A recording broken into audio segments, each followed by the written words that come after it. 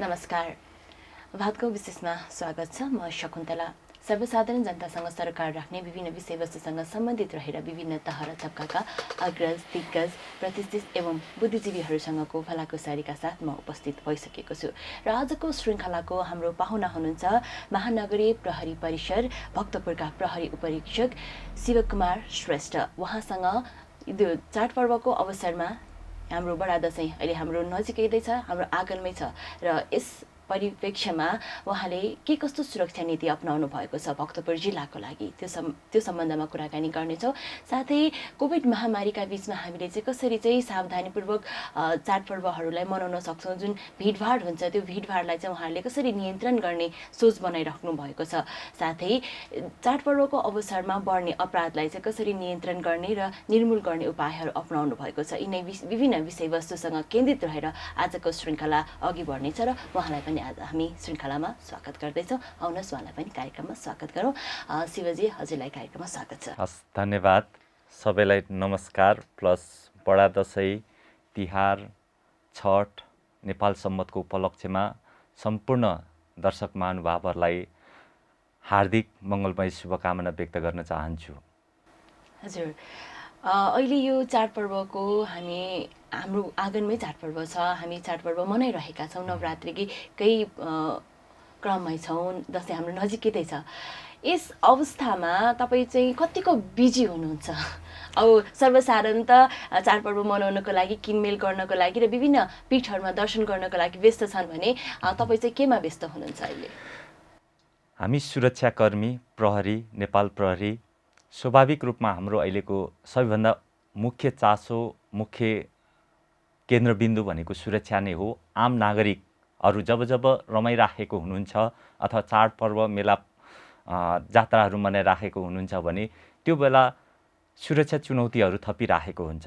यो महान चाडहरूको सेरोफेरोमा विशेष गरेर आर्थिक अपराधहरू बढ्ने सँगसँगै विभिन्न किसिमका चोरी, ठगी, लुटपाट लगायतका अपराधहरू बढ्ने, ट्राफिक दुर्घटनाहरू बढ्न सक्ने र सँगसँगै अहिले विश्वव्यापी रूपमा फैलिरहेको कोभिड महामारीको कारणले समेत एकातिर मानिसहरूलाई खुसी भएर हर्षोल्लासपूर्वक चाडबाड मनाउनु पर्ने छ भने अर्कोतिर कोभिड महामारीको कारणले गर्दाखेरि कोभिड प्रोटोकलहरू पालना गर्नुपर्ने हुन्छ, किनकि मानिसको जीव धनको सुरक्षासँग सम्बन्धित हुन्छ।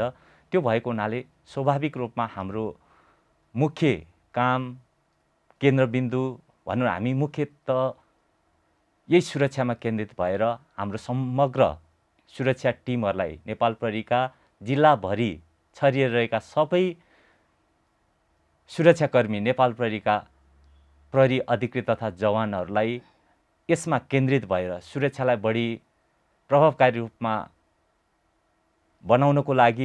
प्रभावकारी बनाउनको लागि हामीले केन्द्रित भएर बढीभन्दा बढी मोबिलाइज गर्ने हिसाबले हामी व्यस्त छौँ।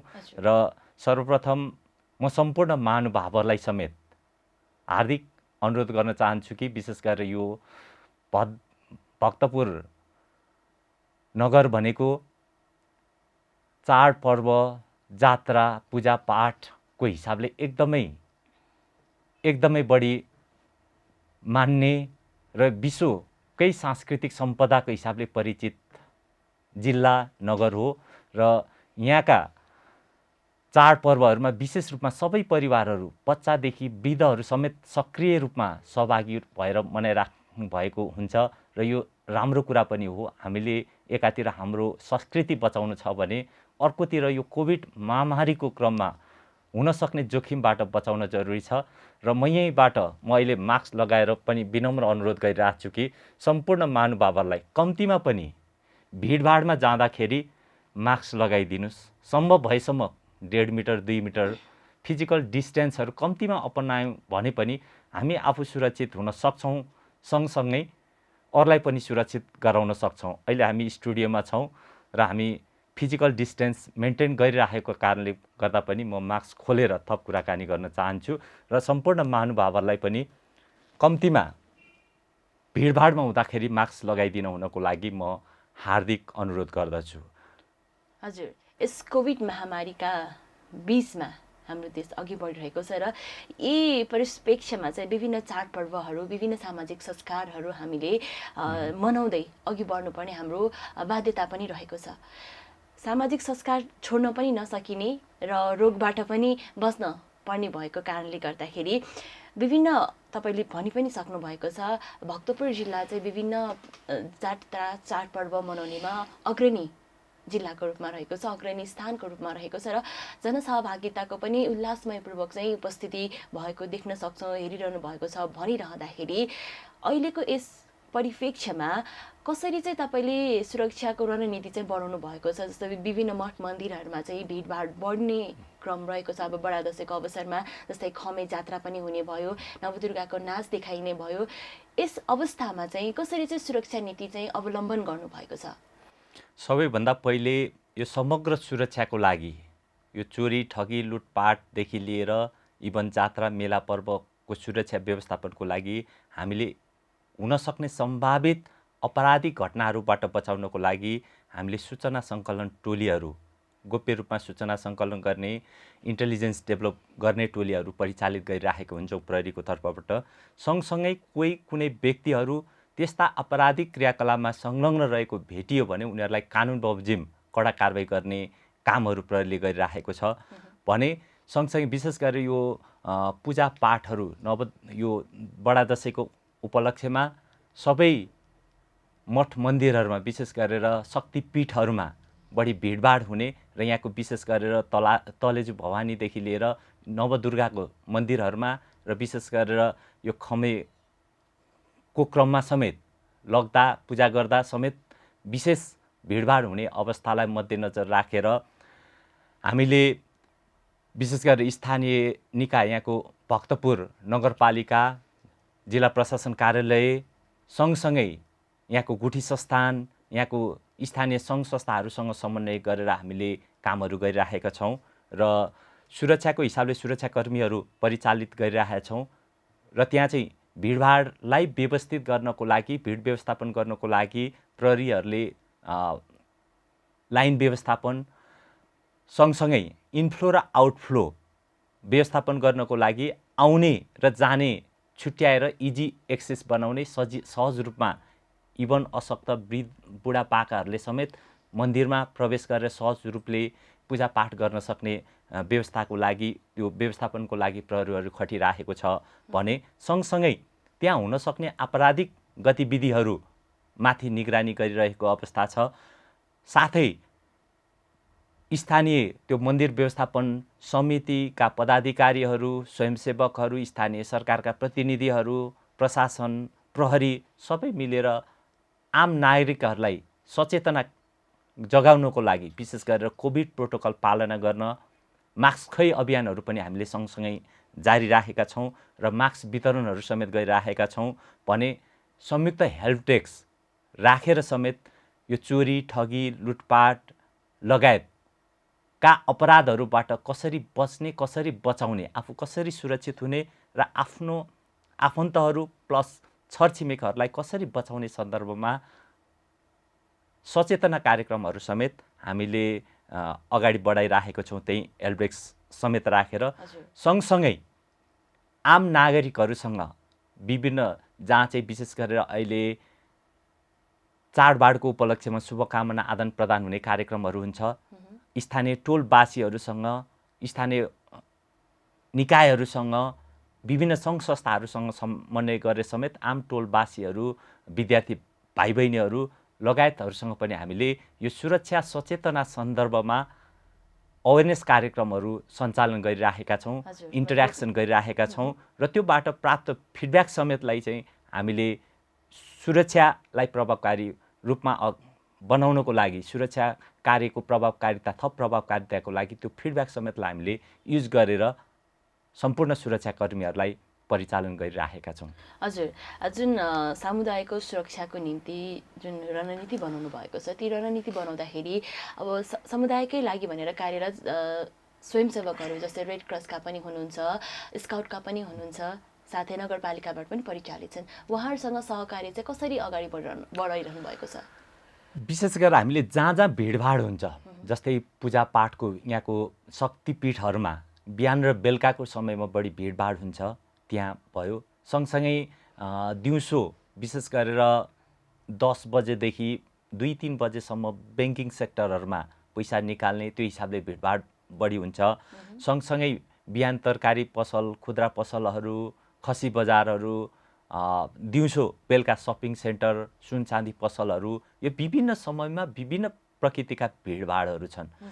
त्यस्तै गरेर बिहानै फर्स्ट आवरमा बस चढ्ने, काठमाडौँ उपत्यकाबाट चाहिँ बाहिर जाने मानिसहरूको भिडभाड हुन्छ भने जहाँ जहाँ भिडभाड हुन्छ त्यहाँ चाहिँ प्रहरीले विशेष गरेर सूचना सङ्कलन गर्ने, निगरानी गर्ने, अपराधिक व्यक्ति र अपराधिक क्रियाकलापमा संलग्न समूहहरूको गतिविधिहरू निगरानी गर्ने र त्यस्ता अपराधिक क्रियाकलाप गरेको भेटिएमा प्रमाणसहित नियन्त्रणमा लिने, कानुनी कारबाहीको दायरामा बढाउने छ भने सँगसँगै त्यस्ता भिडभाड हुने ठाउँहरूमा मास्क खोइ अभियानहरू पनि सञ्चालन भइरहेको छ, सचेतना कार्यक्रमहरू पनि सञ्चालन भइरहेको छ भने सबै आम नागरिकहरू स्थानीय सरकारवालाहरूसँग समन्वय गरेर समेत हामीले यस्ता क्रियाकलापहरू अगाडि बढाइरहेका छौँ।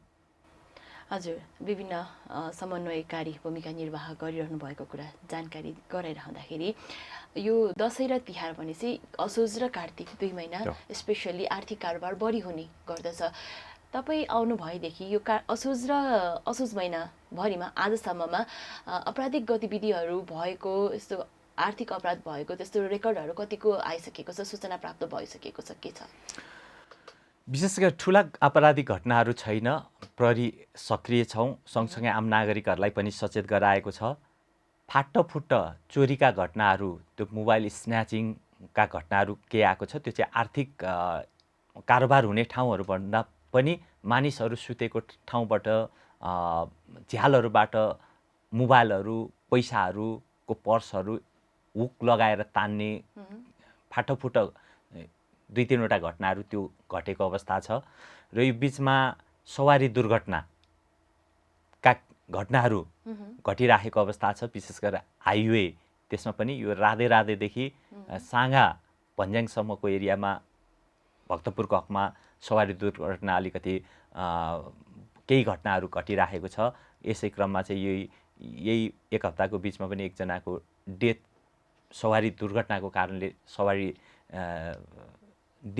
ट्राफिक डेथ भएको अवस्था छ भने अन्य ठुला अपराध अहिलेसम्म अपराधिक घटनाहरू घटेको अवस्था छैन। र समग्रमा भन्नुपर्दाखेरि यहाँको शान्ति सुरक्षा अहिलेसम्मको हिसाबले सबै सरकारहरूको सहयोग, समन्वय, आम नागरिकहरूको सहयोग, समन्वयको कारणले गर्दा पनि प्रभावकारी रहेको छ। हजुर, अघि तपाईँले कुराकानीकै क्रममा भन्नुभयो कि विभिन्न व्यापारिक केन्द्रहरू जहाँ चाहिँ भिडहरू बढी हुन्छ त्यहाँ चाहिँ हामी सुरक्षाको रूपमा खटिन्छौँ भनेर, त्यसको लागि विभिन्न ब्याङ्कहरू, विभिन्न सपिङ कम्प्लेक्सहरू, विभिन्न हाट बजारहरूमा चाहिँ तपाईँ आफैले चाहिँ यहाँ चाहिँ सुरक्षाको आवश्यकता छ भनेर प्रहरी परिचालन गर्नुहुन्छ कि उहाँले चाहिँ हामीलाई सुरक्षा आवश्यक छ भनेर माग गर्नुहुन्छ? कसरी चाहिँ परिचालित भइरहेको छ अहिले? समग्र हामीले बिचमा यो ब्याङ्कको म्यानेजर, गार्डहरूसँग इन्टरेक्ट गरेको छौँ। त्यो हिसाबले उहाँहरूलाई अवेर पनि गराएको छौँ र उहाँहरूसँग इन्टरेक्सनको क्रममा सँगसँगै हामीले भौतिक रूपमै फिजिकली प्रेजेन्ट भएर पनि अब्जर्भ गरिरहेका छौँ। सँगसँगै हाम्रो विभिन्न सूचना सङ्कलन समूहहरू सक्रिय छन् र त्यो आधारमा सँगसँगै हामीले चाहिँ CCTV, यहाँ 205वटा भक्तपुर जिल्लाभरि 205वटा CCTV प्रहरीको निगरानीमा रहेको छ र CCTV मार्फत समेत हामीले चाहिँ ठाउँ-ठाउँको भिडहरू निगरानी गरिरहेका हुन्छौँ भने त्यो आधारमा समेत हामीले विशेष गरेर बढी प्रहरीकै सक्रियतामा हामीले प्रहरी टोलीहरू परिचालन गरिरहेको हुन्छौँ भने कतिपय अवस्थामा केही समस्या हुन लाग्यो भने स्थानीयहरूले पनि सूचना गरिदिनुहुन्छ र त्यो आधारमा पनि थप टोलीहरू परिचालन हुन्छन्। हजुर, यी नै भयो दसैँ र तिहार र चाडपर्वको परिप्रेक्ष्यमा चाहिँ कसरी सुरक्षा नीति अप्नाइरहनु भएको छ भन्ने कुराकानी भइ नै हाल्यो। तपाईँ यहाँ सिफ्ट हुनुभएको 3 महिना भयो, सरुवा हुनुभएको। प्रहरी हेडक्वार्टरबाट यता आउनुभयो। यो 3 महिनाको अन्तरालमा के कस्ता आपराधिक गतिविधिहरू चाहिँ बढिरहेको छ र त्यसलाई नियन्त्रण गर्न चाहिँ के कस्ता रणनीति चाहिँ तपाईँले अप्नाउनु भएको छ र त्यो रणनीति अनुसार चाहिँ म भक्तपुर जिल्लामा यसरी सुरक्षाको नीतिहरू चाहिँ अप्नाउँछु, यसरी चाहिँ भक्तपुर जिल्लामा चाहिँ म अपराधका गतिविधिहरू चाहिँ न्यूनीकरण गर्छु भनेर सोच्नु भएको छ? यो 3 महिनाको अवधिमा विशेष गरेर विगतका आपराधिक घटनाहरू हामी क्राइम प्याटर्न एनालाइसिस भन्छौँ, आपराधिक घटनाहरूको विश्लेषण गरेर हेर्दा सबैभन्दा बढी समस्याहरू भनेको लागु औषधको समस्या छ। यो चाहिँ लागु औषधलाई अपराध समस्याको रूपमा लिएका छौँ। यो प्रहरीको भाषामा अपराध र अपराध समस्या फरक हो। हजुर। कुनै अपराधिक घटनाहरू घट्छ, प्रहरीको निश्चित सक्रियता पछाडि, इफोर्ट पछाडि त्यो रोकिन्छ भने त्यो अपराध समस्या होइन। तर कुनै अपराधहरू घटिरहन्छन्, प्रहरीको सक्रियता पनि बढिरहेको हुन्छ, तर पनि ती अपराधहरू रोकिँदैनन् भने त्यो चाहिँ अपराध समस्या हो। जब अपराध समस्या हो भने अब प्रहरीको एकल प्रयासले त्यो अपराध समस्या समाधान हुँदैन। त्यसमा सबै सरकारवालाहरू, स्थानीय सरकार, प्रशासन, विभिन्न सरकारवालाहरू, मिडिया कर्मीहरू, आम नागरिकहरू सबैको सक्रिय सहभागिता चाहिन्छ, सबैको संयुक्त प्रयास चाहिन्छ। र यहाँको हकमा हेर्ने भने भक्तपुरको हकमा पनि यो लागु औषध अपराध समस्याको रूपमा रहेको छ। लागु औषध भनेको भक्तपुरमा मात्रै नभएर नेपालभरिको अपराध समस्या हो। नेपाल मात्रै नभएर विश्वमै अपराध समस्याको रूपमा रहेको छ, किनकि विश्वमै हरेक वर्ष करिब करिब 10-11% दरले यो लागु औषध अपराध बढिरहेको छ। त्यही कारणले गर्दाखेरि हरेक घर घरबाट कतै आफ्नो घर परिवारका सदस्यहरू लागु औषधको दलदलमा त फसिरहेका छैनन् भनेर कम्तीमा पनि लक्षणहरू चिनेर केयर गर्न, सुधारमा लाग्न आवश्यक छ भने आफ्नो छरछिमेकमा कहाँ लागु औषध बिक्री वितरण भइरहेको छ त्यो हेर्न जरुरी छ, निगरानी गरेर कम्तीमा पनि प्रहरीलाई सूचना दिन जरुरी छ। किनकि यही भक्तपुरको सन्दर्भमा हेर्दाखेरि चिया पसलमा लागु औषध बिक्री भएको, ओक्सपरमा लागु औषध बिक्री भएको, विभिन्न गाउँहरूमा गाँजा आफै प्राकृतिक रूपमा पनि उत्पादन हुने र त्यो मिसयुज भइरहेको छ भने विभिन्न अन्य लागु औषधहरू इभन इन्डियाबाट सप्लाई भएको चेन ग्रुपहरू पनि यहाँ छ। अहिले हाम्रो कस्टडीमा हेर्नुहुन्छ भने सबैभन्दा बढी लागु औषध कारोबारीहरू नै अनुसन्धानको दायरामा आइरहेको अवस्था छ भने भक्तपुरमा यो अपराध समस्या रहेको हुनाले म आम नागरिकहरूलाई, सम्पूर्ण महानुभावहरूलाई, सम्पूर्ण सरकारवालाहरूलाई यसमा विशेष निगरानी गरिदिनु हुन, प्रहरीलाई सहयोग गरिदिनु हुन पनि अनुरोध गर्छु। फेरि यो लागु औषध अपराध भनेको चाहे सेवन गरोस्, चाहे बोकेर हिँडोस्, ओसार पसार गरोस् अथवा बिक्री वितरण गर्यो, त्यो सबै अपराध हो। यो आफैमा अपराध मात्रै नभएर अन्य धेरै अपराधको कारक तत्त्व पनि हो। किनकि नर्मली मान्छेले 3 स्टेपमा काम गरिरहेको हुन्छ। पहिलो स्टेपमा सोच आउँछ। सोच कसैले भनेर आउँछ, पढेर आउँछ, सुनेर आउँछ, फिल्म हेरेर आउँछ, क्रिएटिभ मान्छेले आफै पनि क्रिएट गर्छ। दोस्रो स्टेपमा नर्मल मान्छेले विचार गर्छ, त्योबाट फाइदा हुन्छ कि राम्रो हुन्छ कि हुँदैन भन्ने विचार गर्छ। यदि फाइदा हुन्छ, राम्रो हुन्छ भने बल्ल तेस्रो स्टेपमा नर्मल मान्छेले एक्ट गरेको हुन्छ, एक्सन गरेको हुन्छ। तर जब मान्छे लागु औषध सेवन गर्छन् अथवा मादक पदार्थ सेवन गर्छन्, त्यो पछाडि बिचको यो विचार भन्ने पाटा गायब हुन्छ। त्यो पछाडि जे सोच आउँछ त्यो एक्सन गर्छ। भनेको मतलब कसैले ठोक भन्यो, ठोकिदिन्छ। उसलाई पैसा चाहियो, लुटिदिन्छ। त्यहाँ नजिकको छरछिमेक आफन्त भन्दैन। उसलाई शारीरिक सम्बन्ध राख्न मन लाग्यो, रेप गरिदिन सक्छ। त्यहाँ छोरी बुहारी केही भन्दैन। भनेको मतलब यही लागु औषध र मादक पदार्थ सेवनको कारणले धेरै चोरी, ठग, लुटपाट, मर्डर, झैझगडा, रेप लगायतका अन्य आपराधिक क्रियाकलापहरू भइरहेको हुन्छ भने लागु औषध सेवनकर्ता जहाँ छन् सबभन्दा बढी त्यही नजिकको व्यक्तिहरूलाई थ्रेट हुन्छ, जोखिम हुन्छ। त्यो कारणले गर्दा पनि हाम्रो आफ्नो घर वरिपरिको वातावरण लागु औषध मुक्त वातावरण बनाउनु पर्छ र यो मादक पदार्थ नियन्त्रण गर्न सक्यौँ, लागु औषधको कारोबार, बिक्री वितरण त्यसको चलखेल त्यस्ता अपराधिक गतिविधिबाट हाम्रो घर छिमेकमा त्यस्ता गतिविधि हुन रोक्यौँ। कम्तीमा पनि थाहा पाउन साथै गोप्य रूपमा प्रहरीलाई सूचना दिन सक्यौँ भने सक्नुभयो आम नागरिकले भने हामी त्यो सूचनाको गोपनीयतालाई कायम राख्छौँ र त्यस्ता आपराधिक क्रियाकलापमा संलग्न व्यक्तिहरूलाई कानुनी कारबाहीको दायरामा ल्याएर नियन्त्रण गर्न सक्छौँ, जसले गर्दाखेरि चाहिँ आम नागरिकहरू सुरक्षित हुन सक्छन्। सँगसँगै हामीले यो कतिपय ठाउँमा गाँजा फडानी अभियानहरू पनि सञ्चालन गरिराखेका छौँ भने आम नागरिकहरूलाई म के भन्न विनम्र अनुरोध गर्न चाहन्छु भने आफ्नो घर वरपर बारीमा अथवा नजिक सार्वजनिक स्थलमै त्यस्ता गाँजाका बोटहरू छ भने पनि कृपया आफैले त्यसलाई हटाइदिनुहोस्, त्यसलाई नष्ट गरिदिनुहोस्, गायब गरिदिनुहोस्। र त्यो गर्न सक्यो भने हाम्रो छोराछोरीहरूलाई लागु औषधको कुलतबाट बचाउन सक्छौँ। यदि आफ्नै घरमा छ भने प्रहरीले भेट्यो भने मुद्दा चलाउँछ, कानुनी कारबाहीको दायरामा ल्याउँछ र आफू सजायबाट बस्न मात्रै नभएर आफ्नो सन्ततिहरूलाई बचाउनको लागि आफू सुरक्षित हुन र आफ्नो वरपर आफन्त छरछिमेकहरूलाई सुरक्षित गराउनको लागि पनि यो भूमिका निर्वाह गरिदिनु हुनको लागि म हार्दिक अनुरोध गर्दछु। हजुर, यो गाँजा फडानी गर्ने कुरा, यो प्राकृतिक रूपमा उत्पादन हुने कुरा जुन छ त्यसैलाई सेवन गरेर लागु पदार्थ सम्बन्धी जुन अपराधहरू वृद्धि भइरहेको कुरा चर्चा गरिरहँदाखेरि सरकारले भर्खरै चर्चामा आइरहेको कुरा, सरकारले चाहिँ गाँजालाई चाहिँ वैधानिकता दिनुपर्छ, नेपालमा गाँजा उत्पादनलाई चाहिँ वैधानिकता दिनुपर्छ भनिरहँदाखेरि तपाईँले जुन यो गाँजा फडानी गर्ने अभियानको कुरा गर्नुभयो, जनसमुदायलाई अनुरोध गर्नुभयो, त्यो अभियानलाई चाहिँ कतिको बाधा पुग्छ कि पुग्दैन? हामीले बुझ्नुपर्ने कुरा के भने जुन सरकारको तर्फबाट गाँजा विशेष गरेर गाँजा औषधिमा पनि प्रयोग गर्ने भएको हुनाले त्यो उत्पादन भनेको चाहिँ नियन्त्रित उत्पादन हो। हामीले ओपन छोडेर लागु औषध युजरहरूलाई प्रशय दिने भन्ने सेन्समा मलाई लाग्छ सरकारले त्यो भनेको अवस्था होइन। त्यसलाई नियन्त्रित रूपमा उत्पादन गरेर बाहिर युजरहरूलाई एक्सेस नदिने तर सरकारको नियन्त्रणभित्र राखेर उत्पादन गरेर त्यसलाई औषधि बनाउन औषधिजन्य उसमा चाहिँ नियन्त्रित रूपमा प्रयोग गर्ने विषय हो भने आम नागरिक युवाहरूलाई एक्सेस दिँदाखेरि चाहिँ यसले अरू धेरै आपराधिक घटनाहरू घटाउँछ। त्यो कारणले गर्दा पनि हामी सावधान हुनुपर्छ।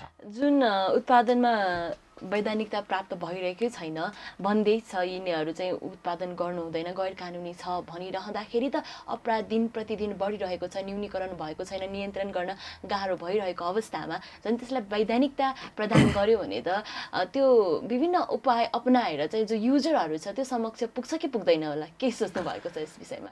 यसमा सबभन्दा भनेको मैले नियन्त्रितको कुरा गरेँ। हजुर, नियन्त्रित उत्पादन भनेको सरकारले कम्प्लिट सुरक्षा घेराभित्र राखेर उत्पादन गरेर त्यसलाई सकारात्मक हिसाबले विशेष गरेर औषधि जन्य पदार्थहरू उत्पादन गर्नको लागि प्रयोग बिक्री वितरण गर्ने हो। त्यो भनेको मतलब कम्प्लिट सरकारको सुरक्षा नियन्त्रणभित्र राखेर गर्ने हो। त्यो मलाई लाग्छ त्यो ओपन रूपमा चाहिँ उत्पादन गर्न छोड्ने भनेको पक्कै पनि होइन।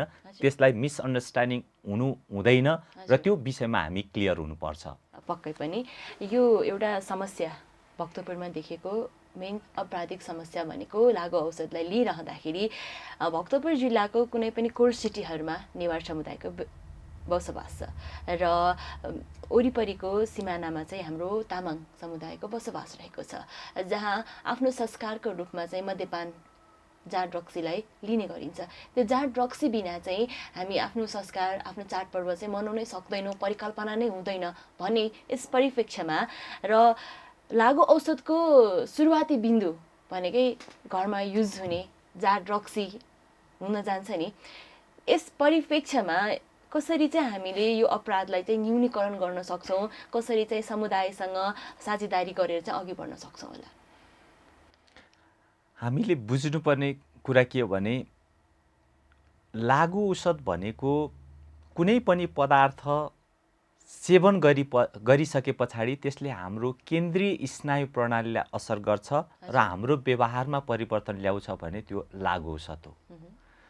लागु औषध मदिरा जुन यहाँले मदिराको कुरा गरिराख्नु भएको छ त्यो आफैमा एउटा लागु औषध हो हजुर र एकातिर कल्चरले एक्सेप्ट गरेको छ त्यसमा पनि विशेष गरेर नेवारी कल्चर तामाङ कल्चरले मदिरालाई स्वीकार गरेको छ अर्कोतिर कानुनले पनि निश्चित मापदण्ड पुरा गरेर सेवन गर्न छोडिदिएको अवस्था छ भनेको मतलब लागु औषध चाहिँ गाँजा अफिम जन्य पदार्थ कोकिन जन्य पदार्थहरूलाई कम्प्लिटली ब्यान गरेको अवस्था छ चाहे युज गर्नु खेती गर्नु उत्पादन गर्नु ओसार पसार गर्नु बिक्री वितरण गर्नु सबै काम कम्प्लिटली रोकेको छ त्यो भएर प्रहरीले त्यस्तो जुनसुकै गतिविधि भेट्न साथै तुरुन्तै कारबाहीको दायरामा ल्याउन सक्छ भने मदिराको हकमा कानुनले नै निश्चित मापदण्ड पुरा गरेर युज गर्न दिएको छ भने अर्को सँगसँगै कल्चरले पनि एक्सेप्ट गरेको छ त्यही भएर हामीले कम्प्लिट रोक्न सकेको अवस्था छैन यसमा चाहिँ विशेष गरेर नयाँ कानुन तीमाथि स्थानीय सरकारहरूलाई यो सम्बन्धी व्यवस्थापन गर्न कानुन बनाउन सक्नेसम्मको अधिकारहरू दिएको छ भने स्थानीय सरकार स्थानीय समुदाय हामी सबै मिलेर सहकार्य गरेर यो नियन्त्रण गर्न व्यवस्थित गर्नतिर लाग्नु जरुरी छ र यसको लागि हामीले स्थानीय निकायहरूसँग पनि समन्वय गरिराखेका छौँ भने आम नागरिकहरूलाई पनि यो सेवन गरिसके पछाडि हुने बेफाइदाहरू के छन् भन्ने कुरा अवेरनेसको माध्यमबाट पनि गरिरहेछौँ नर्मली हामीले बुझ्नुपर्ने कुरा के भने हाम्रो संस्कृति बचाउँ सगुन खानुपर्छ भने पनि सगुन मात्रै खाउँ त्यो मदिराले आफूलाई नखाओस् यदि मदिराले खायो भने हामी मातेर हिँडौँ भने हाम्रो सार्वजनिक रूपमा बेइज्जती इज्जत प्रतिष्ठा आँच त पुग्छ नै मदिरा सेवन गरेको कारणले गर्दाखेरि जे पनि गर्न सक्छ मैले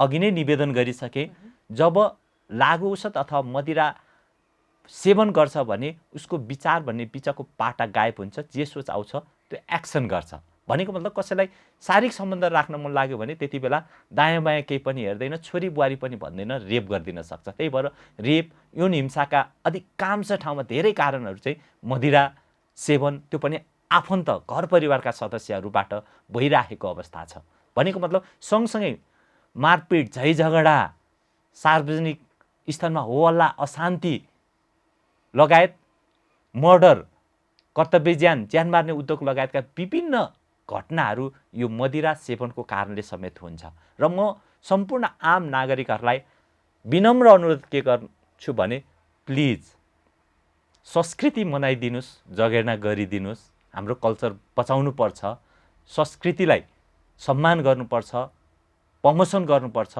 त्यसको मतलब यो होइन कि त्यसले चाहिँ हाम्रो जिन्दगी नै बिगार्ने गरी अथवा हाम्रो समाजलाई नै असर हुने गरी यदि हामीले त्यसलाई खुल्ला राख्यौँ अथवा हामी आफै सजग भएर त्यसलाई नियन्त्रण गरिनौँ भने त्यसले धेरै अरू हाम्रै समुदायका हाम्रै आफन्त हाम्रै परिवारका व्यक्तिहरू पीडित हुनुपर्छ त्यही भएर प्लिज यसलाई चाहिँ आफूले सही हिसाबले प्रयोग गरौँ म पनि एउटा नेवार समुदायको व्यक्ति हुँ म पनि कुल पूजामा रक्सी चढाउँछु तर मैले जिन्दगी रक्सी खाइनँ किनभने यसको इम्प्याक्ट मलाई सानै हुँदादेखि नै थाहा भयो त्यही भएर म आम नागरिकहरू विशेष गरेर कल्चरल्ली मादक पदार्थ सेवन गर्नुहुने व्यक्तिहरूलाई सगुन लिनुपर्छ भने सगुन मात्रै लिदिनुस् त्यसले त्योभन्दा बढी आफूलाई असर हुने गरी आफ्नो समाज आफ्नो घर परिवारलाई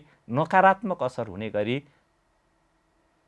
प्रयोग नगरिदिन हुनको लागि समेत म हार्दिक अनुरोध गर्दछु संस्कृति बचाउनुपर्छ त्यसमा विकृति ल्याउनु हुँदैन र हामी संयमित भएर चाहिँ विभिन्न कल्चरको रूपमा मनाउँदै आइरहेको लिँदै आइरहेको त्यो संस्कारलाई पनि हामीले जोगाउनुपर्छ भन्ने तपाईँको सन्देश रह्यो र अर्को एउटा कुरा हजुरले भन्नुभयो कि यौन हिंसा महिला विरुद्ध हुने हिंसाहरू चाहिँ बढ्न सक्छन् त्यो न्यूनीकरण गर्नको लागि चाहिँ र महिला सम्बन्धी हुने हिंसा र यौन हिंसा जस्ता बलात्कार र अन्य हिंसाहरूमा चाहिँ भक्तपुरलाई चाहिँ तपाईँले कुन स्थानमा पाउनुहुन्छ म अघि अपराध समस्याको कुरा गर्दै थियौँ हामी जस्तै लागु औषध एउटा अपराध समस्या हो तेस्रै यहाँको अर्को अपराध समस्या भनेको रेप तथा यौन हिंसा हो र यो समेत टप 10 धेरै हुने अपराधहरूमध्ये कम्प्यारेटिभ अन्त अरू जिल्लाभन्दा भक्तपुर जिल्लामा अपराधहरू टोटलमा पनि कम छ। हजुर। तैपनि यहाँ भएको अपराधहरूमध्ये पनि टप 10 अपराधभित्र यो लागु औषध जबरजस्ती करणी अपराध पर्छ। त्यो पनि जघन्य अपराध टप 10 भित्र चाहिँ दोस्रो स्थानमा यो रेप केस रहेको छ गएको आर्थिक वर्षको अपराध तथ्याङ्क विश्लेषण गर्दाखेरि। भनेपछि रेप यौन हिंसा पनि अपराध समस्याको रूपमा रहेको छ र यसमा चाहिँ विशेष गरेर 18 वर्षभन्दा कम उमेरका विद्यार्थीहरू बढी पीडित छन्। आफन्त छरछिमेक चिन्जानका व्यक्तिहरूबाट पीडित छन्। आफ्नै घर नजिक भनेको मतलब बाहिरी क्रिमिनलहरूबाट गुन्डा अपराधिक गिरोहबाट रेप भएको अवस्था छैन। घर परिवार चिन्जानकोबाट त्यो पनि आफ्नै घर छरछिमेकमै कोठामै बढी भिक्टिम भइरहेको अवस्थाहरू छ। भनेपछि त्यो पनि पीडकहरू अधिकांश ज्यामी काम गर्ने, ड्राइभिङ पेसाहरू गर्ने लगायतका व्यक्तिहरू र साधन लेखपढ गर्ने व्यक्तिहरू चाहिँ बढी अभियुक्तहरू छन्, पीडकहरू छन् भने पीडितहरू 18 वर्षभन्दा मुनिका बालबालिका विद्यार्थीहरू छन्। अब हामीले यो नियन्त्रण हजुरले भन्नुभयो नि पीडक र पीडितहरूको वर्ग छुट्याउँदाखेरि चाहिँ के कारणले गर्दाखेरि चाहिँ त्यो आपराधिक गतिविधि भइरहेको छ र बढिरहेको छ? अब अधिकांश कारण भनेको मादक पदार्थ सेवनको कारणले छ। केही लागु औषध सेवनको कारणले समेत जजकका घटनाहरू घटिरहेको छ भने कतिपय इन्टरनेटको दुरुपयोग, पोर्नोग्राफी भिडियो पिक्चरहरू हेरेको कारणले समेत भएको छ भने यस्ता अपराधिक घटनाहरू घटेको छ भने यसमा चाहिँ विशेष गरेर हामीले आम नागरिकहरूलाई कुनै पनि त्यस्ता घटनाहरू घट्नु साथै प्रहरीलाई तत्काल सूचना दिनको लागि र प्रमाणको सुरक्षाको लागि ताकि हामीले प्रहरीले राम्रो अनुसन्धान गरेर प्रमाणसहित कडाभन्दा कडा कानुन बमोजिम कडा कारबाही गर्न सकियोस् त्यो हिसाबले भूमिका निर्वाह गरिरहेको छ भने अर्को चाहिँ हामीले सचेतना कार्यक्रम दुई किसिमले विशेष गरेर एउटा चाहिँ भिक्टिम केन्द्रित सचेतना कार्यक्रम विद्यालयमा पढ्ने +2 भन्दा तलका बालिकाहरू विशेष गरेर बालिका र उहाँहरूको अभिभावक शिक्षकहरूलाई सँगै राखेर उनीहरूले कसरी बच्ने त, किनकि घर घरबाट आफन्तबाट लागु औषध सेवन मादक पदार्थ सेवनको कारणले आफन्तैहरूबाट घरमै रेप यौन हिंसा भइरहेको छ। त्यहाँ पुलिसको पिकेट पुलिसको ड्युटी खटाएर साध्य हुने अवस्था छैन। कम्तीमा पनि बालबालिकाहरू सम्भावित टार्गेटहरू भिक्टिमहरूलाई हामीले आफ्नो रक्षा आफ्नो सुरक्षा आफै कसरी गर्ने भन्ने कुराहरू हामीले सचेत गराइरहेको छौँ। त्यसमा चाहिँ विशेष गरेर आफ्नै घर परिवारका सदस्यहरू आफन्तहरू लागु औषध सेवन गरिरहेका छन् वा मादक पदार्थ सेवन गरिरहेको छ र घरमा एक्लै आफू छ भने कम्तीमा आफ्नो आमा दिदी अथवा लागु औषध मादक पदार्थ सेवन नगरेको व्यक्तिहरू बाहिर हुनुहुन्छ भने चाँडोभन्दा चाँडो बोलाउने, घरमा बोलाउने। अनि आफ्नो घरमा यदि आफ्नो दाइ अथवा आफन्तहरू कोही नै अथवा छरछिमेकहरू मापसे गरेको छ भने चुक्कु लाएर ढोका लाएर पढेर बस्ने। उनीहरूले एकान्त ठाउँमा बोलायो भने एक्लै नजाने। यदि आफ्नो परिवारका राम्रा सदस्यहरू मादक पदार्थ सेवन गरेका सदस्यहरू नआइपुग्ने अवस्था छ भने नजिकको मिल्ने राम्रो साथीहरू ग्रुप भएर त्यहाँ बस्न सक्यो, यो कुराहरू सिकाउन सक्यो भने पनि धेरै भिक्टिम हुनबाट बचाउन सक्छ।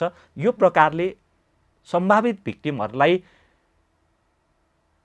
तथा उहाँहरूको अभिभावकहरूलाई त्यस्तो अवस्थामा आफन्तै व्यक्तिहरूले मादक पदार्थ सेवन गरेको छ, लागु औषध सेवन गरेको छ भने पनि एक्लो बालबालिकाहरू विशेष गरेर बालिकाहरूलाई नछोड्दिनौँ, त्यो वातावरण बनाइदिनको लागि हामीले सचेतना अभियान सञ्चालन गरिरहेका छौँ। सँगसँगै केही हदसम्म उहाँहरूलाई आत्मरक्षा भनेको मतलब कसैले बोलाए एकान्तमा नजाने, जानै पर्ने भेटघाट गर्नै पर्ने ठाउँ छ भने पब्लिक प्लेसमा भेट्ने, सकभर सुरक्षा कार्यालयहरू आसपास सार्वजनिक ठाउँहरूमा सबै मान्छेहरू मुभमेन्ट हुने ठाउँमा ओपन ठाउँमा मात्रै भेट्ने, कसैले केही गर्न लाग्यो भने चिच्याउने, कराउने, चिथोर दिने ताकि आफू सुरक्षित हुन सकौँ र भिडभाडमा हिँड्नु पर्दाको अवस्थामा पनि व्यक्तिगत सुरक्षा कसरी गर्ने भन्ने हिसाबले रातमा सकभर हिँड्दै नहिँड्ने, हिँड्नु पर्दा पनि साथी लिएर हिँड्ने अथवा सुरक्षित बाटोहरू जुन आम नागरिकहरूले प्रयोग गर्छन्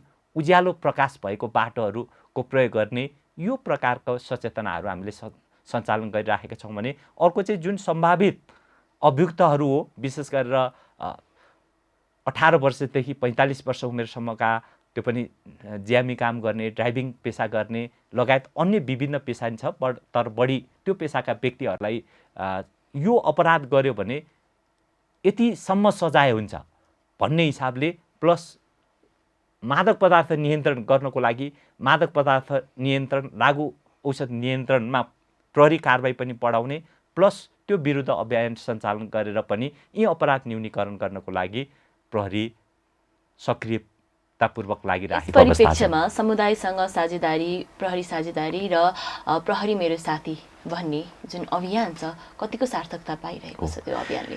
यसमा चाहिँ विशेष गरेर हामीले यो मात्रै नभएर हामीले प्रायोरिटी दिएको भक्तपुरको हकमा अर्को अपराध समस्या भनेको चोरी अपराध समस्या रहेको छ र चोरी विभिन्न खालको छ। यो लागु औषध युजरहरूले नै पनि धेरै चोरी गरेको छ भने अरू चाहिँ यो मोटरसाइकल चोरीहरू पनि प्रशस्त छ।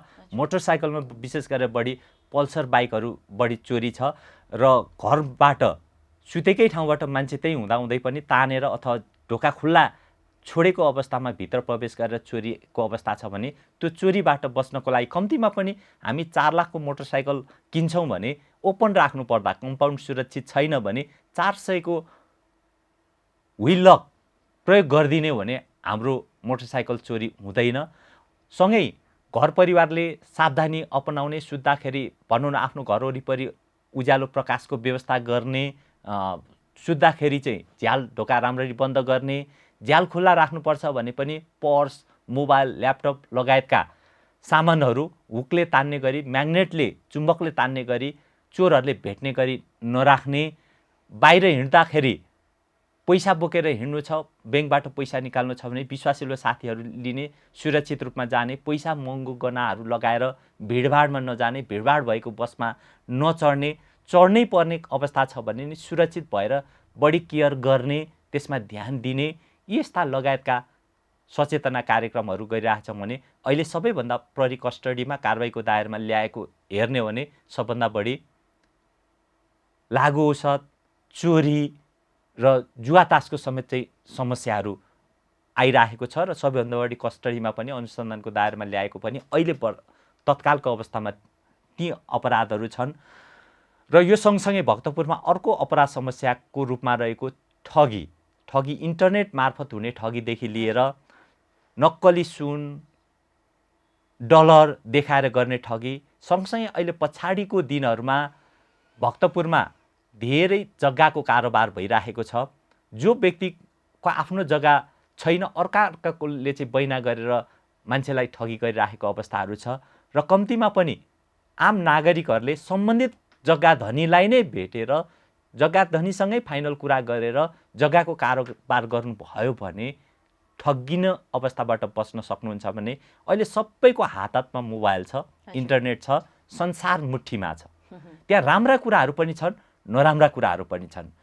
सबै मानिसहरू फेसबुक लगायतका विभिन्न सामाजिक सञ्जालहरूमा आबद्ध हुनुहुन्छ, बढीभन्दा बढी प्रयोग गरिराख्नु भएको छ।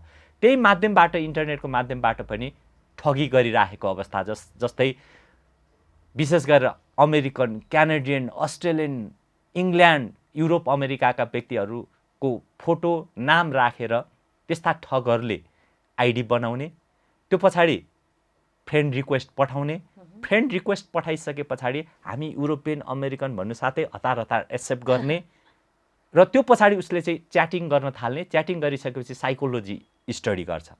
यदि लभ गर्ने टाइपको छ भने उसले अब बोयफ्रेन्ड गर्लफ्रेन्ड लभको एक्टिङ गरिदिन थाल्छ। अब समाजसेवी भने ऊ आफू पनि समाजसेवी भएको हिसाबले साथी बन्छ। जो जस्तो व्यक्ति छ ऊ त्यस्तै बनेर नजिक भइदिन्छ। अनि विदेश जान लालायत छ भने, एकल महिला छ भने त्यही हिसाबले कुरा गरिदिन्छ। अनि त्यो पछाडि सर्टेन टाइम लभ गरिसकेपछि विदेश जाने भन्ने बाहनामा यति $1000 पठाइदिएँ अथवा डायमन्ड रिङ अथवा महँगो उपहार बोयफ्रेन्ड गर्लफ्रेन्डलाई पठाइदिन्छु भनेर च्याटिङमा भनिराखेको हुन्छ। त्यो पछाडि जब त्यसरी भनिसके पछाडि नभन्दै त्यसको 1-2 दिन पछाडि चाहिँ भन्सार अथवा एयरपोर्टबाट त्यस्तै फोन आउँछ, तपाईँको गिफ्ट आएको रहेछ, सामान आएको रहेछ, रिसिभ गर्नुहोस्। अनि रिसिभ गर्न चाहिँ 40-50 हजार सुरुमा 40-50 हजार थोरै थोरै माग्छन् अनि यो अकाउन्टमा हालिदिनु भनेर अकाउन्ट नम्बर दिएर त्यहाँ हाल्न लगाइराखेको हुन्छ। अनि त्यो पछाडि 2-4 पटक 5-7 पटक गरेर 2-3 लाख 4-5 लाख ठगिसके पछाडि अर्को पटक फेरि के भन्छन् त तपाईको त डायमन्ड रिङ यति करोडको सामान रहेछ, यति रहेछ, 10% 15% ट्याक्स तिर्नुपर्छ, खोलेर हेर्दा यस्तो देखियो, त्यो भएर ट्याक्स नतिरी पाउनुहुन्न भन्छ। अब त्यो पनि पैसा छ भने त्यो पनि दिइराखेको छ। इभन काठमाडौँमा बस्नेले एउटा महिलाले 31 लाख, एउटै व्यक्तिले 1.5 करोडसम्म चाहिँ त्यसरी हालिराखेको अवस्थाहरू छ। भनेको मतलब मैले यसमा विशेष गरेर भन्न खोजेको के भने यदि कोही नचिनेको मान्छेले फ्रेन्ड रिक्वेस्ट पठाउँछ भने प्लिज त्यो एक्सेप्ट नगरिदिनुहोस्। अनि कसैले पनि गिफ्ट अथवा केही पनि बहानामा यस्तो उपहार यस्तो पठाइदिएको छ भने संसारमा कहीँ पनि पैसाको बोर्ड छैन जसले टप्प टप्प टिपेर अरूलाई दिन सकोस्। मेहनत पसिना नगरिकन कमाइ हुँदैन। त्यही भएर त्यस्तो भ्रममा नपर्दिनुहोस्। यदि साँच्चीकै ट्रु गिफ्ट पठाएको छ, ट्रुली गिफ्ट पठाएको छ भने पनि त्यो गिफ्ट पठाउनेले ट्याक्स तिरेर पठाइदिन्छ नि त। भनेपछि त्यो बाटो बस्नको लागि हामी लोभिनु भएन। 1 पैसा पनि कसैले माग्यो भने दिनु भएन। जब हामी लोभिँदैनौँ, 1 पैसा पनि दिँदैनौँ र त्यो कुरा आफ्नो मिल्ने साथी घर परिवारको सदस्यहरूसँग ओपन नलुकिकन ओपन कुरा राख्यौँ भने अरूले पनि सचेत गराइदिनुहुन्छ। त्यस्ता ठगीहरूबाट हामी बच्छौँ। सँगसँगै डलर देखाएर 25-30 हजार डलर तपाईँलाई म 10 लाखमा दिन्छु, जबकि त्यो चाहिँ 25-30 हजारको 30-35 हजार हुन्छ। को व्यक्ति त्यत्रो आफूलाई फाइदा हुन्छ भने अरूलाई फाइदा गराउन लाग्छ। सुन, यो त सुन्नु यति तोला छ, तपाईँको थोर यति त रहेछ, त्यो दिनुहोस्, म एकछिन पछाडि तपाईँलाई यति कमिसन दिन्छु भनेर चाहिँ ठगिराखेको हुन्छ। भनेपछि जो लोभिन्छ त्यो ठगिन्छ। त्यही भएर लाभले बिलाप भन्ने हजुरले भन्नुभयो जस्तै लोभले लाभ, लाभले बिलाप हुन सक्छ। त्यो भएको हुनाले प्लिज कसैले त्यस्तो कुरा गर्छन् भने त्यो ठग हुन सक्छ भने चिनिदिनुहोस्। आफ्नो 1 पैसा पनि नदिनुहोस्। त्यस्तो लोभमा पर्दै नपर्नुहोस् जसबाट हामी ठगी हुनबाट बच्छौँ। सँगसँगै अहिले आफ्नो ब्याङ्क खाता नम्बर,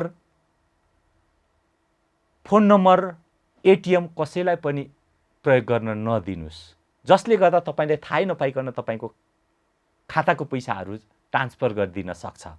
सँगसँगै मैले अघि भने एक थरी चाहिँ लोभिने मान्छे भयो, अर्को जो समाजसेवी भन्नुहुन्छ उहाँहरूलाई पनि मिसयुज गरिराखेको छ त्यस्तो ठगहरूले। समाजसेवी भन्छ अनि नेपालमा चाहिँ विभिन्न न्युजहरू आइराखेको अपडेट हुन्छ।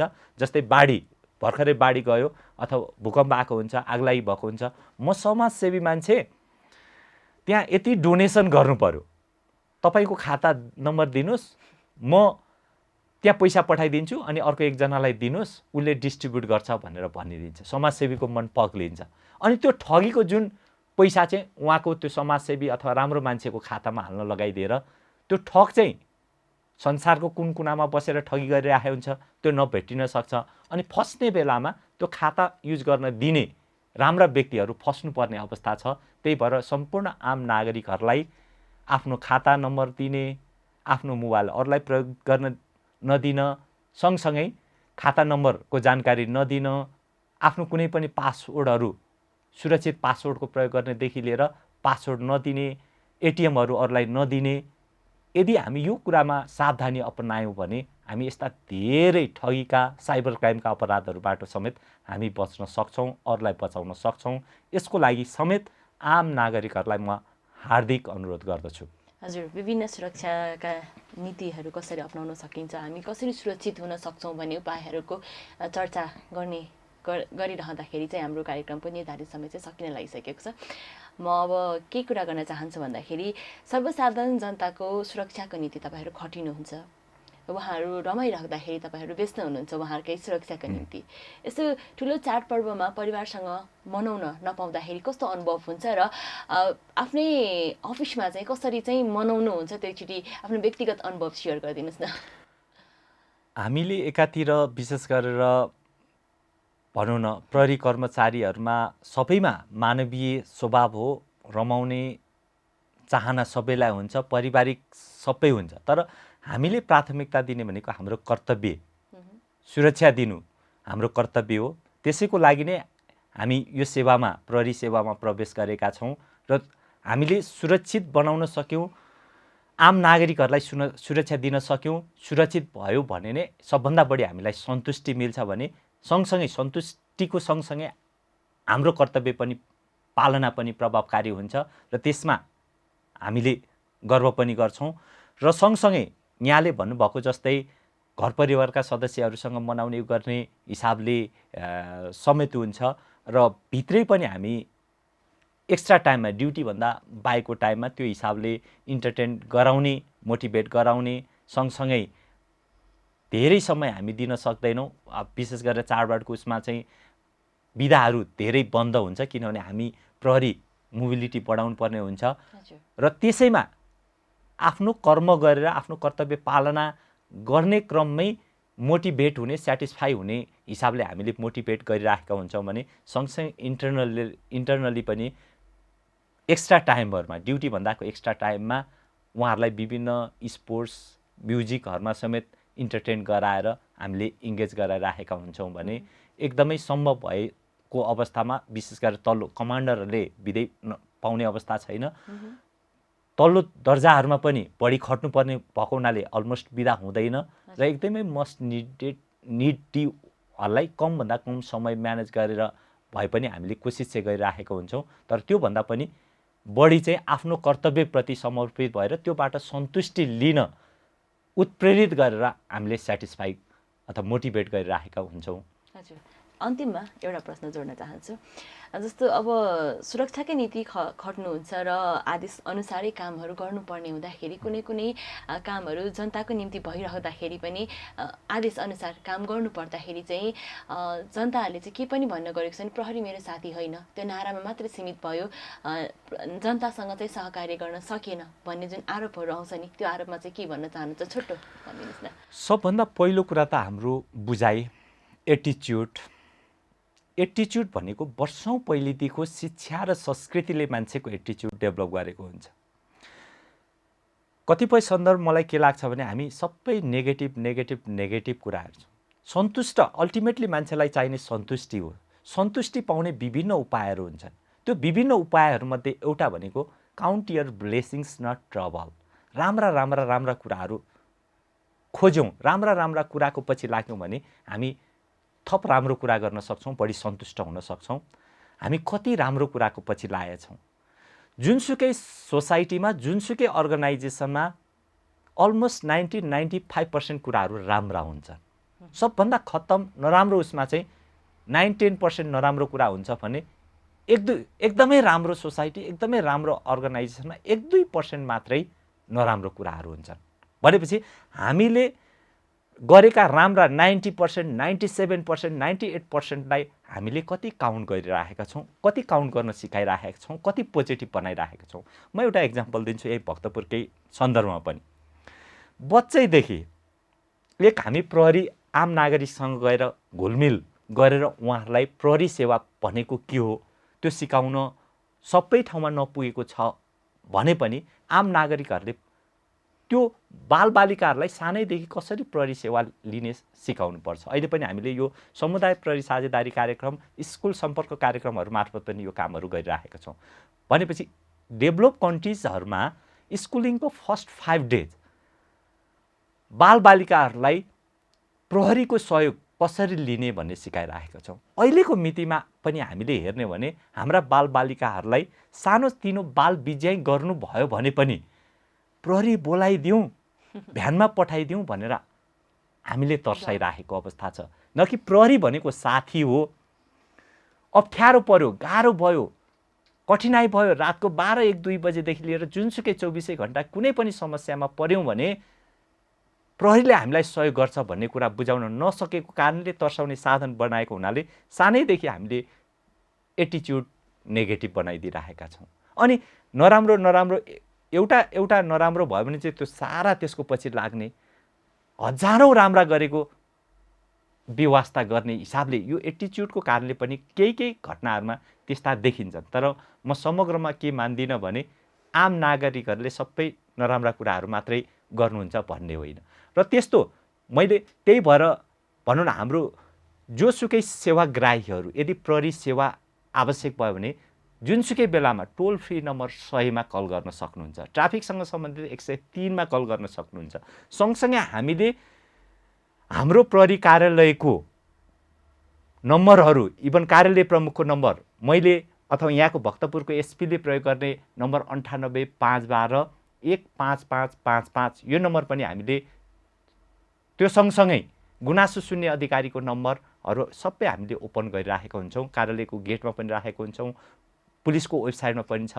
सँगसँगै यहाँको गुनासोहरू महानगरी प्रहरी कार्यालयदेखि लिएर प्रहरी हेडक्वार्टरलेसम्म गुनासोहरू सुन्ने नम्बरहरू प्लस वेबसाइट नेपाल पुलिसको www.nepalpolice.gov.np त्यहाँ समेत यहाँले गुनासो राख्नेदेखि लिएर आफूलाई आवश्यक पर्दाखेरि सहयोग सूचना दिने अथवा आफूलाई प्रहरी सेवा चाहिँदाखेरि त्यहाँको सहयोगबाट समेत प्रहरी सेवा लिन सक्नुहुन्छ। सँगसँगै हामीले एकातिर यो कुराहरू विशेष गरेर विद्यालय केन्द्रित भएर टोल केन्द्रित भएर अवेर गरिराखेका छौँ भने अर्कोतिर चाहिँ सँगसँगै हामीले यो नागरिक सेवालाई प्रभावकारी बनाउनको लागि जुन सिटिजन हेल्प डेस्क प्रहरीको कार्यालयमा यहाँहरू जानुभयो भने नागरिक सहायता कक्ष छ। त्यो नागरिक सहायता कक्षमा यदि हजुरलाई कुनै समस्या पर्यो भने कम्तीमा गेटमा पुगिदिनुहोस्, नागरिक सहायता कक्षमा पुगिदिनुहोस्। त्यहाँ हामीले प्रहरी कर्मचारीहरू राखेका छौँ। हजुरलाई त्यहाँ पुग्नको लागि कोही पनि मान्छे कसैलाई लिएर जानु पर्दैन। जसलाई प्रहरी सेवा आवश्यक छ त्यहाँ पुगिदिनुहोस्। त्यहाँ पुगिसकेपछि त्यहाँ नागरिक सहायता कक्षमा बस्ने प्रहरी कर्मचारीहरूले त्यहाँ राखेर हजुरको कुरा सुनिदिनुहुन्छ। सुनिसके पछाडि हजुरलाई के सहयोग चाहिने सम्बन्धित शाखामा लगेर काम गराइदिनुहुन्छ। यदि हजुरलाई त्यो केही पनि थाहा छैन भने पनि त्यहाँ बस्ने कर्मचारीहरूले हजुरलाई सहयोग गर्नुहुन्छ। र हजुरहरू फर्केर जाँदाखेरि प्लिज आफ्नो केही गुनासोहरू छ भने लिखित अथवा मौखिक त्यहाँ राखिदिनु भयो भने पनि ढिलोमा भोलिपल्ट बिहान 10 बजे अर्जेन्ट किसिमको सिरियस टाइपको गुनासोहरू छ भने त्यति बेलै तत्काल कार्यालय प्रमुख अथवा महानगरी प्रहरी परिसरको हकमा मलाई पेश हुन्छ भने यदि सामान्य टाइपको गुनासो छ पछि समाधान गर्दा हुन्छ भने आजको गुनासो ढिलोमा भोलि बिहान 10 बजे कार्यालय प्रमुख समक्ष पेश हुन्छ र त्यो गुनासो हेरेर समाधान गर्नुपर्ने, प्रहरीले कानुन बमोजिम गर्नुपर्ने काम कुनै शाखा कुनै व्यक्तिले नगरेको अवस्था छ भने कमान्डरले नै तुरुन्तै फलोअप गराएर त्यो कामहरू गराउने व्यवस्था समेत गरेको अवस्था छ।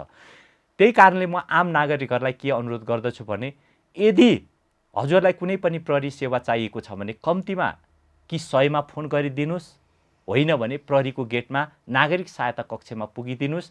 त्यहाँबाट सेवा गरेको चित्त बुझेन भने यहाँहरूले त्यहाँको गुनासो सुन्ने अधिकृत प्रणवलाई पनि भेट्न सक्नुहुन्छ र मलाई पनि यहाँहरूले भेट्न सक्नुहुन्छ। र त्यो गुनासो नै नआइकन कानुन बमोजिम हुनुपर्ने कामहरू प्रहरीले गर्ने व्यवस्था मिलाइएको छ र त्यो सेवा त्यसरी प्रयोग गरिदिनु र केही गुनासोहरू छन् भने पनि निर्धक्क साथ राखिदिनु हुनको लागि म आम नागरिकहरूलाई हार्दिक अनुरोध गर्दछु। हजुर, कार्यक्रममा समय दिनुभयो, जानकारी प्रवाह गरिदिनुभयो, त्यसको लागि धन्यवाद दिन चाहन्छु। र अन्तिममा हाम्रो कार्यक्रम हेर्नुहुने र तपाईँको जुन जति पनि कुराकानी हामी बीच भएको कुराकानी सुन्नुहुने सम्पूर्ण दर्शकबिनलाई चाहिँ के भन्न चाहनुहुन्छ? हामीले केही अपराधहरू रेप, लागु, चोरी, ठगी लगायतका अपराधको बारेमा कुरा गरौँ। ती अपराधहरू यहाँ अपराध समस्याको रूपमा रहेको छ। सँगसँगै यो चाडबाडको समयमा मादक पदार्थ सेवन गर्ने, झैझगडा गर्ने, त्यही भएर मादक पदार्थको पनि हामीले केही कुरा गऱ्यौँ। प्लिज त्यसले आफूलाई खाने गरी प्रयोग नगरिदिनुहोस्। सँगसँगै मादक पदार्थ सेवन गरेर सवारी साधनहरू नचलाइदिनुहोस्। त्यसले गर्दा आफ्नो पनि ज्यान जोखिममा पर्छ, आफन्तहरू अरू मानिसहरूको पनि ज्यान जोखिममा पर्छ। आफू सुरक्षित भइदिनुहोस्, अरूलाई सुरक्षित गराइदिनुहोस्। ट्राफिक नियमको समेत पालना गरिदिनुहोस्। यहाँको हकमा लेन डिसिप्लिनको कारणले मेन्टेन नगरेको कारणले गर्दा पनि सवारी दुर्घटनाहरू भइरहेको छ। ओभर स्पिडको कारणले सवारी दुर्घटना भइरहेको छ। त्यो कारणले सवारी दुर्घटनाको कारणले समेत धेरै धनजनको क्षति भइरहेको छ। त्यो कारणले गर्दाखेरि सिम्पल हामी कस्तो हुन्छ भने एउटा हेलमेट प्रहरीलाई देखाउनको लागि लाउन खोजिरहेको हुन्छौँ, मास्क प्रहरीलाई देखाउन मात्रै लगाइरहेको हुन्छौँ। हामीले के बुझ्नु पर्यो भने तत्काल प्रहरी लाई त्यो हेलमेट छलेको होइन कि अथवा ट्राफिक रुल भायोलेसन गरेर छलेको होइन, त्यो चाहिँ हामी आफ्नो जिन्दगीलाई छलिरहेका छौँ भन्ने कुरा बुझिदिनुहोस्। र सिम्पल के भने यहाँको विशेष गरेर भक्तपुरको हकमा म त त्यही तरकारी पसलमा गएको, त्यही ओक्सपमा गएको, नजिकै त गएको, किन हेलमेट लगाउने भनेर अधिकांशले भनिराख्नु भएको अवस्था छ। हजुरहरू सबै आफू रोल मोडल हुनुहुन्छ। हजुरहरूको अनुकरण, हजुरहरूको कम्तीमा पनि भाइ बत्ती छरछिमेक आफन्तहरू, हजुरहरूलाई मन पराउने, हरेक व्यक्तिलाई मन पराउने सयौँ हजारौँ व्यक्तिहरू हुन्छन्, उहाँहरूले अनुकरण गरिराख्नु भएको छ। हो, हजुरहरू त्यही नजिकको तरकारी किन्नै गएको हुनसक्छ, तर के हजुरहरू स्योर हुनुहुन्छ भोलि त्यो अनुकरण गरेर हेलमेट नलगाइकन तपाईँको छोरा, तपाईँको भतिज, तपाईँलाई मन पराउने व्यक्तिहरू त्यही तरकारी किन्न मात्रै जान्छन्? अन्यत्र गएर घाइते हुनुभयो, प्यारालाइसिस भयो, अपाङ्ग हुनुभयो, डेथ भयो पछि भने हजुर जिम्मेवार हुने कि नहुने? यदि तपाईँहरूले यो कुरा अलिकति मात्रै बुझिदिनु भयो भने पनि तपाईँलाई घरबाट निस्किँदाखेरि हेलमेट नलगाइकन निस्किन मन लाग्दैन अथवा ट्राफिक रुल भायोलेसन गर्न मन लाग्दैन। अनि फेरि हामी सभ्यताको कुरा गर्छौँ, हामी शिक्षित पनि पहिलेको भन्दा धेरै भइसक्यौँ। त्यो भनेको हामी शिक्षित र सभ्य देखिनको लागि पनि हामीले नियम कानुन पालना गर्नुपर्छ। अपराधको कुरा, सजायको कुरा एकातिर छ भने हामी हाम्रो समाजलाई कतातिर लैजाने, भोलिको सुरक्षाको लागि अहिले तत्काललाई मात्रै नहेरेर पछिसम्म आफ्नो सन्तान सन्ततिहरू, आफन्त, आफूलाई मन पराउने व्यक्ति मात्रै नभएर आम नागरिकलाई सुरक्षित बनाउनको लागि भूमिका निभाइदिनुहोस्। र कम्तीमा पनि मैले अहिले गरेको निर्णय, मैले अहिले गरेको कामले 1 महिना पछाडि के असर पर्छ, 1 वर्षमा के असर पर्छ, ल हामीले युरोप अमेरिकाको जस्तो 50 वर्ष 100 वर्ष विश्लेषण गर्न सकेनौँ, त्यही पनि कम्तीमा 1 वर्ष 3 वर्ष 5 वर्षसम्मलाई हेरेर भए पनि प्लिज आफू सुरक्षित हुने हिसाबले अरू नागरिकहरूलाई पनि सुरक्षित बनाउने हिसाबले, आफ्नो कर्तव्य पालना गर्ने समेत हिसाबले आफ्नो तर्फबाट भूमिका निर्वाह गरिदिन हुनको लागि म हार्दिक अनुरोध गर्दछु। सँगसँगै अन्त्यमा पुनः यो महान चाड पर्वहरूको उपलक्ष्यमा नेपाल प्रहरी, महानगरी प्रहरी परिसर भक्तपुर र मेरो व्यक्तिगत तर्फबाट समेत हार्दिक मङ्गलमय शुभकामना व्यक्त गर्न चाहन्छु र समग्रमा हामी आफू सुरक्षित रहौँ, अरूलाई सुरक्षित गराउँ र हर्षोल्लासपूर्वक चाडबाड मनाऊ, सुरक्षित रहौँ, सुरक्षित गराउँ। यसमा हाम्रो समन्वय सहकार्य सदैव जारी होस् भन्दै भन्न चाहन्छु र अन्त्यमा सम्पूर्ण महानुभावहरूलाई पुनः हार्दिक मङ्गलमय शुभकामना व्यक्त गर्न चाहन्छु। हजुर, धन्यवाद। हजुर दर्शकबिन, आजको यस श्रृङ्खलाका पाहुना हुनुहुन्थ्यो हाम्रो महानगरीय प्रहरी परिसर भक्तपुरका प्रमुख प्रहरी उपरीक्षक शिवकुमार श्रेष्ठ। उहाँसँग हामीले दसैँको बेलामा र चाडपर्वको अवस्थामा चाहिँ कसरी हामी सुरक्षित भएर चाहिँ चाडपर्व मनाउन सक्छौँ र भक्तपुरमा के कस्ता अपराधका गतिविधिहरू बढिरहेको छ र ती अपराध न्यूनीकरण गर्नको लागि प्रहरी सँगसँगै समुदायको भूमिका के रहन्छ भनेर हामीले आज चर्चा परिचर्चा गरेका हौँ। र यस बडा दसैँमा चाहिँ तपाईँले पनि संयमित भएर आफ्नो तरिकाले आफ्नो संस्कारलाई जीवित राख्नको लागि, संस्कृति जीवन्त राख्नको लागि चाहिँ त्यही अनुसार चाहिँ चाडपर्व मनाउनुहुन्छ भन्ने आशा गर्दछु र बडा दसैँको हार्दिक मङ्गलमय शुभकामना व्यक्त गर्दै आजको यस श्रृङ्खलाबाट म पनि बिदा हुन्छु। भातको टेलिभिजन हेर्दै रहनुहोला। अर्को श्रृङ्खलामा अर्को एक पाहुनाका साथ उपस्थित हुने रहेछु। अहिले बिदा हुन्छु। नमस्कार।